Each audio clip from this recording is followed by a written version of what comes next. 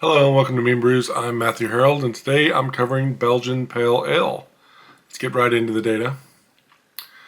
I found 25 Belgian Pale Ale recipes. We had 2 that were best of show, 12 gold, 6 silver, 4 bronze, and 1 that was award winning.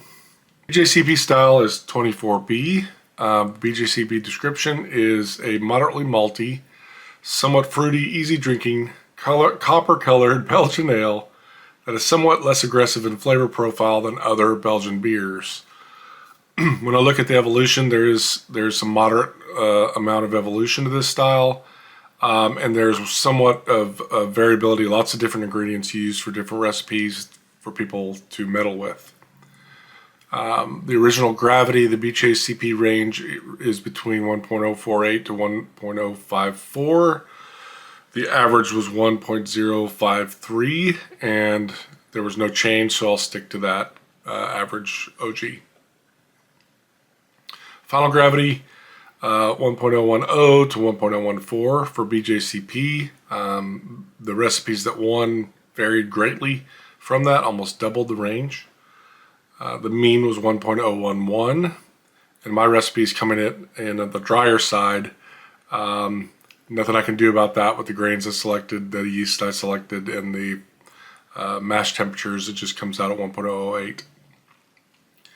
IBUs, we had some very hoppy examples. We had one that was 70 some odd IBUs. I've kind of zoomed in here a little bit. BJCP range officially is between 20 and 30 IBUs. The average of all the recipes was 28, so on the high side, and there was no evolution that I saw over time here. Color, 8 to 13 or 14 for BJCP. The average was around 10.5, so right on the midpoint of the range for color, or 20.7 EBC. And mine's going to be a little darker based upon the malts that I've chosen. Average percentage of malts used here, base malt averaged about 84.6%, crystal 9.8, toast 3.7, a little Scotia roast there at 0.1%, and then adjuncts at 1.5. If you look at the distribution of malts, if they were actually used in the recipe, for the base malts anywhere between about 66% and 100% of the grist. I'm going to be just a little bit under there at, go back one, 76% of the grist for the base malt. And you'll see why in a second why I chose that. Zooming in on the other malts, 90% of the recipes use crystal malt, 60% toast, and then a couple used adjuncts, or 3 or 4 used adjuncts or roast malts. A sweet spot for crystal was right around 10%, 6% for toast, 5% for adjuncts, and about less than 1% for roast. I think it's there just for color. I'm going to be, let's see, on the adjuncts, I'm going to be on the high side, 7%. You'll see some evolution in a second on that. For my computer's being a little slow. Right on the mean for toast. And for crystal malts, I'm going to be a little bit above the mean, or actually right on the mean, around 11%, just above 10%. We did see some evolution on the usage of adjuncts in the style above that 30% threshold that I use for inclusion in my recipe. So I will be using adjuncts in this recipe. And then the percentage of the grist that use adjuncts is growing as well to 7. So if you look at my base malts with adjuncts, it gets me back up into that mean range for kind of base malt percentages. If you look at the different types of base malts used, most prolific here is Belgian Pilsner malt. Between 80 and 90% of the recipes used a Belgian Pilsner. About 65% of the grist. About 40% of the recipes used a Belgian Munich malt at about 25% of the grist. And then we have Belgian Pale, Vienna, wheat, American two-row, Maris Otter, used sparingly. I'm going to use around 53% of the grist Belgian Pilsner, and around 23% Belgian Munich in my recipe. Crystal malts, medium crystal, most prominently used, above 50%, over half the recipes. About a third of the recipes use the light crystal, and then 2 or 3 each for Carafoam, Crystal B, or a dark crystal. I'll be using just about 4%. I think it's around 3% actually of both Crystal 60 or Cara Munich, and then a little bit more, 7% of Cara Vienna. Toasted malts, biscuit was the most commonly used, almost about 50% here, 36%, 37% aromatic, and then some 1 or 2 recipes used melanoidin. All very similar flavor profiles. I'm going to be at 3% for both biscuit and aromatic. We are seeing a decrease in the amount of aromatic used in recipes that use aromatic to right around 4%, from starting out about 8. Roasted malts, the only roast malt used is chocolate. 20% of the recipes use chocolate, a very small proportion. This is just color adjustment. I will not be using roast malt. Adjuncts, we had quite a few different adjuncts used. Brown sugar, clear candy sugar, flaked oats, flaked wheat, all there at about 5% of the grist. Same percentage of recipes use them. And then we also had some dextrose, or flaked wheat, dextrose, and sucrose, just 1 recipe each. I will be using right at 5%, actually at 7%, that's wrong. 7% of flaked oats to try to bring my final gravity up. It affected it by 2 points. So if you want to try to get that final gravity up more, maybe use more flaked oats or some flaked wheat here. Bittering hops used, we had 16 different bittering hops used. Magnum was the most prominent, followed by EKG, Satz, and Styrian Goldings, and a whole slew of other bittering hops. Didn't seem to matter much. I'll stick with Magnum because we're seeing Magnum being used quite often here.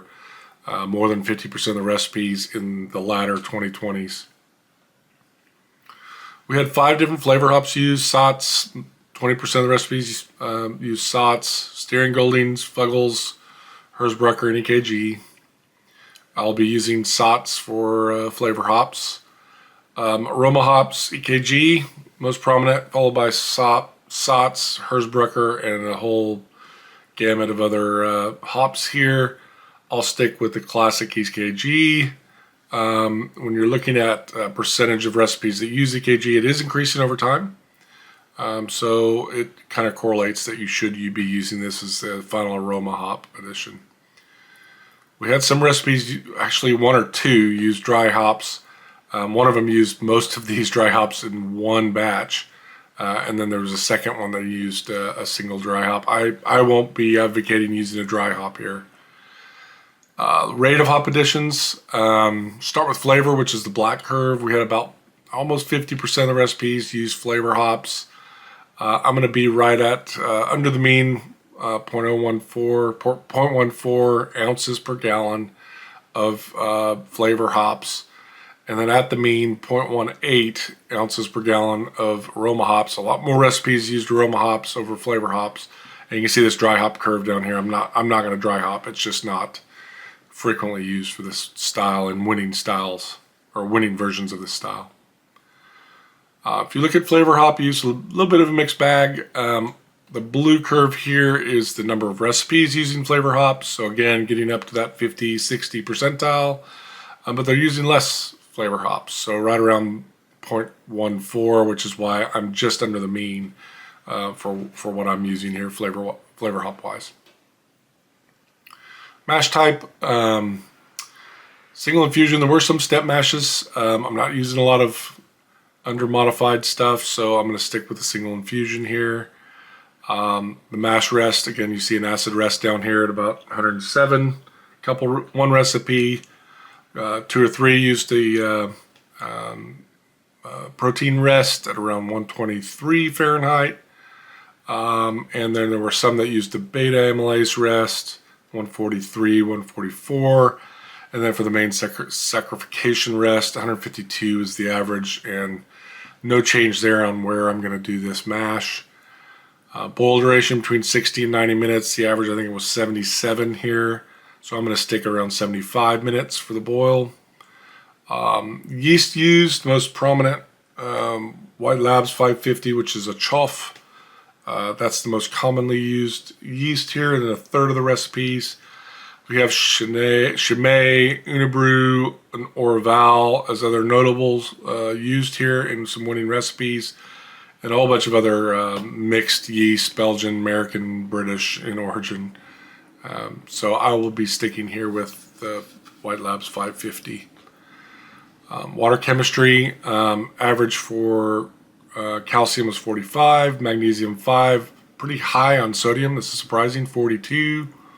36 on sulfates, and what is that, 71 on the chlorides. I'm going to be a little low on the calcium just to get the others in balance. I'm going to be right on the means for the others, just a little bit above on sulfates. So trying to match that sulfate to chloride ratio and get that sodium, because it seems to be a big element of this beer. Fermentation temps, the average was, I believe, this is incorrect here on the right, 67 was the average for all yeasts. For the Chauf strain, we're probably a little bit under that, maybe by a degree. And then for Chimay, they were at 65. I'll be fermenting at 66. Didn't put the curve in here. We did see a change in temperature trending downwards to that 66 point. Carbonation volumes, the average was 2.5, and mash pH, the average was 5.54. However, carbonation is probably the most clearly converging data. Pearson's of 0.96, showing 2.8 is where we're trending to now for carbonation of this style. All right, finally, the Meanbrews Recipe. Let's start out. Lots of grains here. I'm going to use a Belgian Pilsner, 53%, a Belgian Munich malt at 22%, 7% flaked oats, 6% Cara Vienna, 4.5% Cara Munich 3. These are my two crystal malts here to make up that percentage, and then my two toasted malts. I'm using Belgian aromatic and preferably a Belgian biscuit malt, right around 3% each. A hop bill, I'm going to bitter with about 18 IBUs of Magnum. I'm going to have about 0.14 ounce per gallon or 1.05 grams per liter of SOTS at 15, and then 0.18 or 1.35 grams per liter of EKG at 5 minutes or at flame out. And use that chauf yeast for your fermentation. Original gravity is 1.053. 28 IBUs was the average. I won't go over the water profile, we just went over that, but I'm really trying to match. I had a lot of data on this style, so I'm going to try to match exactly that as best as possible. Mash pH 5.54, so use your favorite acid to get that. Mash at 152 for 60 minutes. Sparge and boil for 75 minutes. Chill it to 64F or 18C. I'm going to use a 1 liter starter, not a Westmalle, sorry, a chauf yeast for a 5 gallon batch. I don't want to overpitch here, but it does need to have some subdued esters and phenols, so I do want to make sure I've got a healthy pitch. I'm going to ferment at 66 or 19C. I'm going to let it free rise. I do that with all my Belgians to around 74 or 23C. And I want to bottle condition this beer because it's got it needs to be high volumes of CO2. So put this in high pressure bottles, Belgian beer bottles, 2.8 volumes of CO2. All right, that's it. Thanks for tuning in. I know these are few and far between, but I'm running out of styles. I'll look for something. I'm thinking maybe check amber next, but I'll let you know in the chat or online in one of my forums what style I'll be covering next soon. So thanks for tuning in. Until next time, bye-bye.